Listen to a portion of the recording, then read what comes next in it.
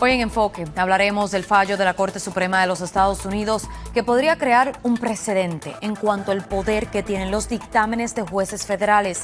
Decisión que salió del caso de la administración de Donald Trump que busca eliminar el derecho a la ciudadanía por nacimiento para los inmigrantes. Bienvenidos a una nueva edición de Enfoque. Yo soy Valeria Ponte Feliciano. Hoy, junto a varios expertos, vamos a desglosar la decisión de la Corte Suprema que limita el poder de los jueces para bloquear órdenes como la que busca acabar con la ciudadanía por nacimiento. Primero, vamos a pasar con Luis Alejandro Medina, quien nos tiene reacciones de este fallo histórico. El presidente Donald Trump no podía ocultar su satisfacción luego de la decisión de la Corte Suprema de Justicia de limitar el poder de los jueces a nivel nacional para bloquear las órdenes ejecutivas de su administración. De esta manera, la orden para quitarle la ciudadanía a hijos de padres indocumentados se podrá implementar en un mes en estados donde no haya litigios judiciales sobre el tema. El mandatario calificó de monumental el fallo de la Corte Suprema, que brinda legalmente sus órdenes en los diferentes estados. El máximo tribunal busca organizar la batalla legal contra las órdenes. La Corte Suprema ahora establece que los jueces de distritos no pueden paralizar la política pública con una opinión. O sea, ellos pueden emitir una opinión, pero la decisión para paralizar tiene que llegar a la Corte Suprema. Y eso le da más flexibilidad a Trump a seguir implementando todas sus órdenes ejecutivas. La respuesta del grupo de 18 fiscales estatales que demandaron la orden de ciudadanía del gobierno hace 5 meses no se hizo esperar. Advierte que están listos para luchar en la Corte de Circuito. Según la fiscal general, una decisión en ese sentido se podrá dar en octubre, mes en el cual se podrá tener un estatus final de qué va a pasar con los niños que nacen en hogares de familias indocumentadas. Muchas gracias, Luis Alejandro Medina. Bueno, para seguir hablando del tema, vamos a recibir al abogado constitucionalista Joseph Maloof. Joseph, ¿cómo está? Muy bien, un placer estar contigo aquí, Valeria. Siempre un placer tenerte aquí con nosotros y desglosar estas decisiones de la Corte Suprema que al final del día nos pueden afectar a todos. Quiero preguntarte primero, ¿cuál fue tu reacción al escuchar la decisión de los magistrados? Obviamente no era lo que esperaba. Creo que la pregunta si esta orden ejecutiva viola la enmienda 14 de la Constitución es una pregunta fácil. La Corte debió de haber respondido y haber esencialmente desestimado esto, permitiendo que se bloqueara la implementación de la orden ejecutiva. Así que el hecho que permiten que se implemente, el hecho, aunque no han decidido esa pregunta, porque saben que si la deciden tienen que fallar a favor de la Constitución, de lo que la 14 enmienda dice. Y lo que han hecho es limitar el poder de los jueces federales para que no bloqueen las órdenes ejecutivas que están en violación de la Constitución. Joseph, hay mucho que desglosar de esta decisión. Uno, como tú bien mencionas, no dictaron al respecto de la constitucionalidad de esta orden ejecutiva. Sin embargo, limitaron el poder que tienen los dictámenes de los jueces federales, ¿no? Correcto. Entonces, esto podría crear un precedente con otros casos también, no solamente este de la ciudadanía. Exacto, Valeria. Y por eso creo que este caso, muy estratégicamente, tenía que ver obviamente con inmigración, porque ese es un tema que el presidente goza mucha discreción y es algo principal en su campaña. Entonces, él aprovecha eso. La Corte Suprema no quiere responder la pregunta porque si la tuvieran que responder y dijeran que la orden ejecutiva es inválida, entonces no tuvieran la oportunidad de crear precedente de limitar el poder de los jueces. Que eso fue lo que hicieron, crearon un precedente para limitar el poder de jueces en un caso que no hay una constitucionalidad clara de esta orden ejecutiva. Ahora, ¿qué va a pasar en un futuro? Que otros casos donde el presidente se exceda en la autoridad, para pararlo vas a tener que ir de estado en estado o de región en región y tratar de crear estas clases en demandas colectivas para que llevan mucho más tiempo, van a tomarle más tiempo a la Corte y va a crear una cantidad de demandas increíbles en la Corte que van a ser difíciles responder a todos. Demandas y confusiones. O sea, Sí. confusiones. Si solamente discutimos este caso, el de derecho de ciudadanía por nacimiento, ¿sería que entonces cada estado tiene diferentes implementaciones, se implementa de diferente manera dependiendo de lo que un juez federal dicte en ese estado?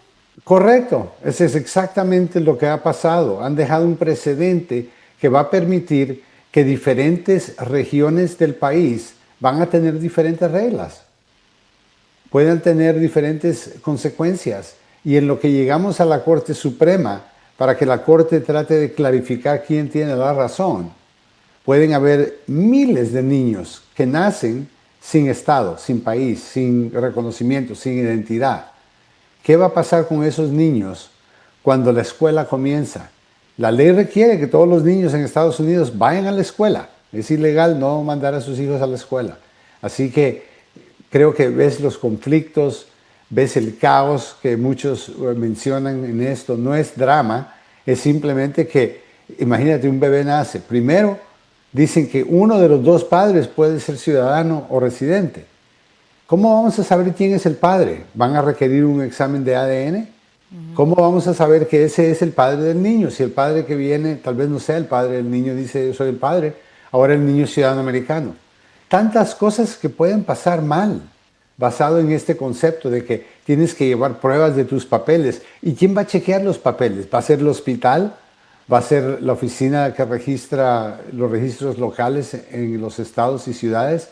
¿Y qué entrenamiento van a tener ellos de saber cómo identificar documentos que sean falsos, documentos que sean correctos?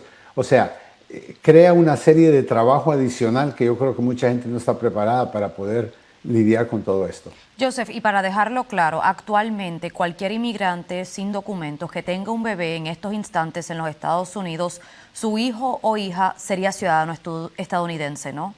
Por ahora sí, pero ahora cuando caduque la orden de la Corte de 30 días, hay varios estados que no están protegidos bajo estas órdenes. En particular, tenemos 22. Entonces, creo que hay una posibilidad de que muchos niños nazcan en estos estados y no tengan a dónde ir. Y ahí surge lo que tú y yo estamos hablando ahora, demanda. Correcto. Van a surgir demandas porque al final del día, de acuerdo a la Constitución de los Estados Unidos, ellos sí tienen derechos a ser ciudadanos estadounidenses si nacen aquí en los Estados Unidos o en cualquier territorio que le pertenece a los Estados Unidos, como Puerto Rico. Absolutamente. Y esa ha sido la ley desde que se ha comenzado a interpretar la Constitución y este factor de la enmienda 14 que no se ratificó hasta 1868. Pero después de ese día hasta ahora, con los casos de inmigrantes chinos, que también hubo un caso del señor Wong, caso de la Corte Suprema, un caso muy importante, en donde él nació en San Francisco, pero sus padres eran de la China. Sus padres se regresaron a la China en descontento a lo que estaba pasando acá. Y cuando él regresa, el joven que nació en Estados Unidos, regresa, no lo dejan entrar. Va a la Corte Suprema y la Corte Suprema dice, mire, no importa si sus padres son legales o no. No tiene nada que ver. Si usted nació en Estados Unidos, usted es ciudadano americano bajo la enmienda 14. Por eso es que yo no veo por qué la Corte no quiso decidir un caso tan claro, tan contundente, tan obvio. Lo mismo, en la Corte Suprema, la juez Sotomayor dijo lo mismo. Dijo que aquí tenemos claramente todos los elementos de una orden ejecutiva inconstitucional y que no necesitamos hacer todo esto para desestimar el caso. Y como tú y yo hemos hablado múltiples veces en muchísimos otros casos, al final del día, el rol de la Corte Suprema es interpretar las leyes y la Constitución de los Estados Unidos. Por eso es difícil para muchas personas no pensar que la Corte Suprema actualmente está politizada. Exacto, yo creo que el número de decisiones que estamos viendo controversiales vienen divididas entre los 3 liberales y los 6 conservadores, lo cual te hace dudar si los jueces van a decidir casos basados en la Constitución y los precedentes de la misma Corte o si están haciéndolo basado en su afiliación o ideología política, algo contrario a lo que los fundadores de esta nación querían del artículo 3 de la Constitución, que es la formación de la Corte Suprema. Joseph, también hay que pensar en el futuro y aquellos inmigrantes que tengan un hijo en los Estados Unidos y no les quieran dar la ciudadanía, o sea, no le quieran dar el certificado de nacimiento o el seguro social, como usualmente tú bien sabes, es de costumbre cuando uno nace en los Estados Unidos. ¿Qué Correcto. deben de hacer los padres que estén en esa situación? Tienen que contactar organizaciones o abogados individuales, organizaciones de inmigrantes, grupos que hacen demandas y se están haciendo en varias partes del país para poder ser incluido. Porque una vez tú estás incluido, es cierto que mucha gente tal vez no pueda pagar un abogado, pero por lo menos vaya a un lugar, un centro comunitario donde estén haciendo estas demandas para poder incluir su nombre como uno de miembro de la clase. Y ya una vez usted es nombrado y la corte da una decisión favorable, ahora usted es automáticamente alguien protegido bajo la ley. Algo que no debería de ser, pero Valeria, con esta nueva decisión de la Corte Suprema, ahora un juez federal individual no puede parar a todo el país de una acción, aunque sea inconstitucional. Así que de ellos tomar una orden, mejor dicho, un fallo, de emitir un fallo por una demanda implementada por una orden ejecutiva del presidente Donald Trump, ¿solo aplicaría en la jurisdicción que ese juez tiene poder? Exacto, la jurisdicción que el juez tiene poder, o la Corte dejó la puerta abierta, interesante. Dicen, bueno, hay circunstancias donde tal vez sea necesario. Bueno, estas leyes que están siendo emitidas son órdenes ejecutivas del presidente de los Estados Unidos, aplica en todos lados, y los jueces son jueces federales que aplican la ley federal, que es la misma ley en todos los estados. Entonces, esta limitación de jurisdicción que la Corte ha impuesto es algo que no era necesario, especialmente cuando el tema es el mismo, la misma Constitución es lo que estamos utilizando para determinar si la acción ejecutiva es legal o no. Así que es una excusa para mí para hacer el proceso más difícil para que más inmigrantes no vayan a poder llegar a la puerta de la Corte a pedir justicia. Bueno, Joseph, muchas gracias por explicarnos este fallo de la Corte Suprema. Gracias por estar aquí con nosotros hoy en Enfoque. No, gracias a ustedes por tenerme. Vamos a tomar una breve pausa, pero al volver vamos a hablar acerca de los esfuerzos de organizaciones locales para asegurarse que los inmigrantes conozcan sus derechos. Además hablaremos de la importancia de asesorarse con expertos legales sobre las vías que existen para que usted pueda vivir legalmente en los Estados Unidos.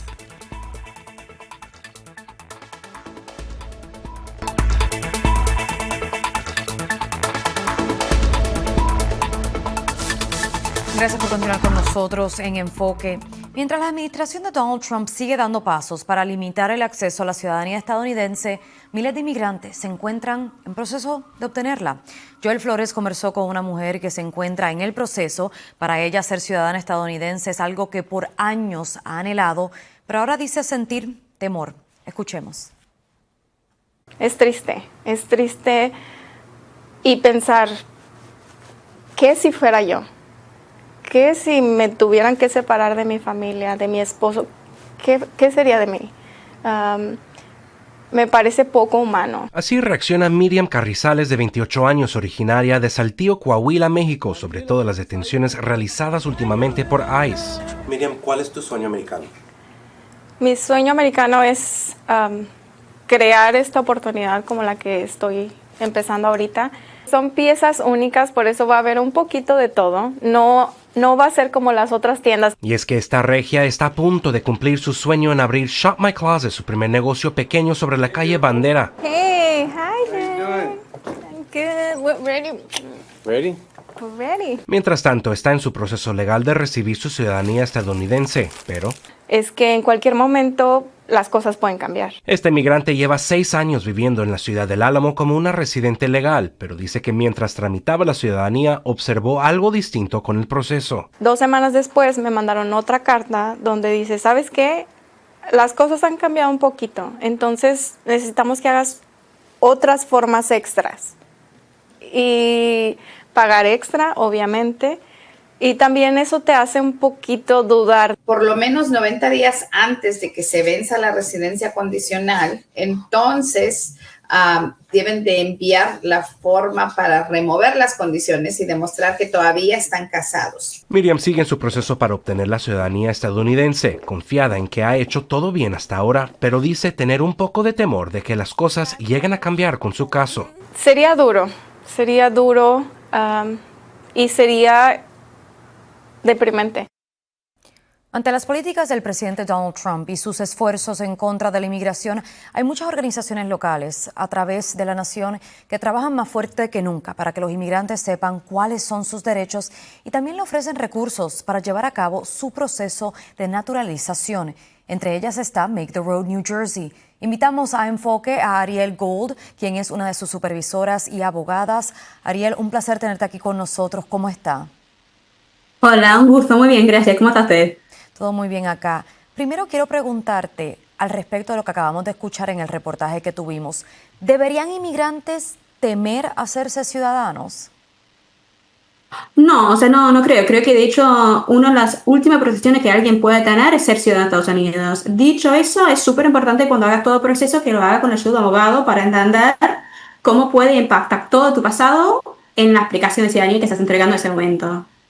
Sí, incluso es muy importante recalcar eso, especialmente al ver que hay como un memorando pasando de la administración del presidente que está intentando quitarle la ciudadanía a algunos inmigrantes. Explícanos en qué consiste ese memorándum que se ha reportado. Sin saber todos los detalles ni bien cómo se va a implementar, porque es algo que estamos empezando a ver ahora, lo que ellos legalmente lo único que pueden hacer es tratar de investigar la gente que sacó la ciudadanía si lo hizo de la manera correcta. Entonces, en memorándum lo que deben de estar haciendo es como una investigación en el pasado para ver si hay alguna manera de sacar la ciudadanía de alguien que lo pidió y lo recibió. Lo que quiero enfocar que alguien que hizo todo bien no debe tener miedo a eso, porque legalmente solo se puede sacar la ciudadanía a alguien si sacó la ciudadanía a través de un error, un fraude, algo así, legalmente. Que eso es algo incluso que la administración ya en el pasado han sido bien críticos al respecto, incluso invirtiendo más dinero en cuanto se trata de contratar agentes que se enfoquen en ver formularios en donde pues alguien ha mentido, ha cometido fraude. Por eso abogadas como tú enfatizan múltiples veces esos documentos, esos formularios, hay que llenarlos a la perfección. Sí, 100%. Y por eso siempre digo, aunque parece algo súper fácil, que pensás, mi caso no para nada complicado, lo hago yo solo, por favor que lo haga con abogado. Y que sea abogado no notario, porque hay una diferencia muy grande en este país entre abogado y notario. Un abogado tiene licencia para ejercer como en temas de leyes y experiencia y conocimiento de la ley para hacerlo bien. Un notario no. Háblanos un poco de los servicios que ofrecen en Make the Road, que ayuda a inmigrantes. O sea, nosotros tenemos un modelo un poquito diferente a lo que tienen muchas ONG, digamos, porque somos una ONG de membresía. Lo que tenemos o lo que queremos hacer es crear un impacto a nivel local, estatal, nacional para mejorar las vidas, hacer una vida digna para toda nuestra comunidad. Con eso nosotros tenemos comités que se reúnen cada semana en nuestra oficina de PASEC, Perth Amboy y Elizabeth para hablar de lo que está pasando en nuestra comunidad y lo que necesitamos. De ahí tratamos de avanzar política pública que ayuda en términos de ponerle de control de alquiler, licencia de conducir, estamos muy involucrados en eso, lo que impacta en el día a día de alguien. Más allá de eso, tenemos algunos servicios en términos de clase de ciudadanía, clase de inglés, clase de manejo y también algunos servicios legales, aunque para nosotros los menos importantes son los servicios legales, en lo que más queremos es la comunidad, el empoderamiento y la educación para que podamos avanzar las políticas públicas a mejorar la vida de nuestra comunidad a un nivel más amplio. Sí, que sin duda alguna hay algunas personas que van a estar sintonizando a este programa y dicen, pues yo no tengo el dinero para un abogado. Sin embargo, es importante buscar esas organizaciones sin fines de lucro que ofrecen esos recursos legales, incluso ofrecen esas clases para tomar el examen de la ciudadanía y también poder tomar esas entrevistas hablando inglés, que es otra cosa que la administración de Donald Trump está hincando pie e enfatizando que para tomar estos exámenes es importante que sepan inglés. De acuerdo, 100% de acuerdo. Y nosotros tenemos, si pueden, se escriban a nuestra organización, tenemos un email, tenemos nuestro teléfono, 3 oficinas que vengan y que pregunten por los servicios que ofrecemos. ¿Hay alguna retórica que tú has estado escuchando durante esta administración que está empujando a inmigrantes que no tomen este paso de hablar con expertos legales y regresen a las sombras, como se decía en el pasado?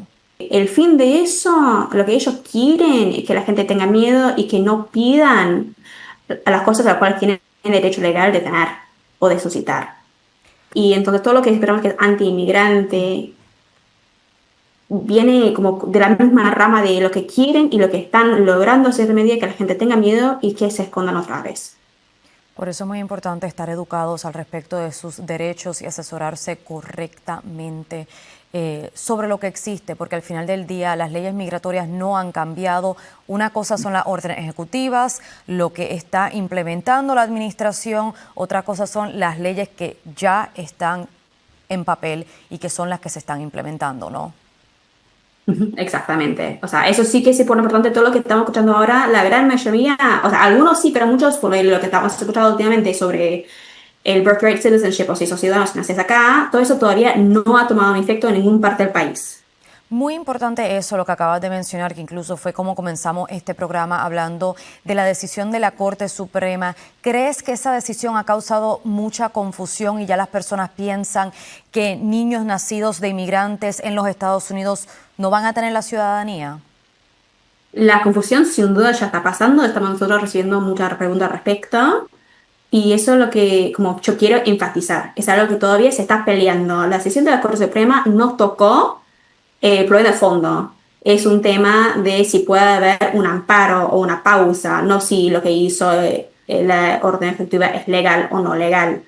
Y tampoco tomó efecto, así que aún con la decisión de la Corte Suprema, hasta este momento todo niño nacido acá, en la tierra de Estados Unidos, es ciudadano. Y por ahora ningún individuo que fue inmigrante, que ahora es ciudadano, puede perder la ciudadanía, ¿no? Sin un proceso legal. O sea, no podría decir que nadie lo puede perder, pero sin un proceso legal no. Ariel Gold, muchas gracias por estar con nosotros hoy aquí en Enfoque y por aclarar varias de las dudas que tienen miembros de la comunidad y sobre todo la importancia de recordarle a aquellos miembros que están sintonizando, por ejemplo, que ya son residentes permanentes, que se eduquen y busquen la manera de ser ciudadanos y que no tengan miedo de tomar ese paso por el cual tanto han anhelado y tantos años han luchado para conseguir. 100%. Muchas gracias. Una de las mayores preocupaciones para los migrantes sin documentos es qué pueda pasar con sus hijos menores que son ciudadanos estadounidenses en caso de ser deportados. Expertos dicen que hay que crear un plan por si esto sucede, incluso un plan que incluye quién se quedaría con ellos. Alejandro Sánchez nos explica cómo se puede reasignar la custodia de estos niños. Existe un recurso para que un tío, un abuelo o una persona de confianza pueda asumir la custodia de un menor en caso de que sus padres tengan que salir de los Estados Unidos de forma inesperada. El proceso más fácil sería de sacar una carta con un notario público donde están pidiendo el notarial permanente. Este recurso le brinda a la persona que recibe la custodia la posibilidad de tener ciertos poderes sobre el menor, pero también tiene sus limitaciones. Pueden registrar a los niños en la escuela, pueden llevarlo a cualquier médico, si es necesario sacar ayuda, pero no les va a dar custodia permanente a esa persona. Sin embargo, es importante tener en cuenta que estas limitaciones pueden cambiar luego de determinado tiempo. Después de 6 meses, cualquier persona que ha tenido custodia física de los niños puede pedir a un juez que les den custodia permanente de los niños. Por eso, esta abogada experta en temas civiles recomienda que si este recurso ya no es necesario, es importante tomar acciones cuanto antes. Un padre que ha dado derechos bajo un notarial permanente puede revocar esos derechos. No es algo, aunque la palabra significa que sería permanente, es algo que nomás es permanente hasta el punto de que el padre esté de acuerdo. Ahora, si los padres del menor ya han sido deportados, este proceso aún puede hacerse desde el exterior. Pueden ir a sacar esa carta igual en su país y enviarlo a Estados Unidos, y aquí en Estados Unidos lo van a ver como si estuviera algo hecho aquí en Estados Unidos. También existen estrategias para reasignar la custodia cuando solo uno de los padres es deportado. Si llegan a deportar a mamá, tenemos que saber que el papá esté listo para tener todos sus derechos confirmados. Y no es ningún proceso legal, más bien es una carta que se le envía al Estado y ya es confirmado que él es el padre. Alejandro Sánchez, Noticias Telemundo. Bueno, mi gente, hemos llegado al final de este episodio de Enfoque, pero antes de despedirnos, quiero invitarlos a que escaneen el código QR que ve en pantalla, ya que ahí podrá acceder a todos los episodios que hemos hecho de Enfoque. Recuerden que nuestra prioridad es mantenerlos a ustedes informados sobre los temas más relevantes que afectan a nuestra comunidad. Si quieren que desglosemos algún tema con un experto, escríbame en mis redes sociales, Valeria Ponte Feliciano, porque usted lo sabe, aquí su equipo de Telemundo 62 siempre está primero contigo. Muchas gracias por sintonizar, nos vemos en la próxima.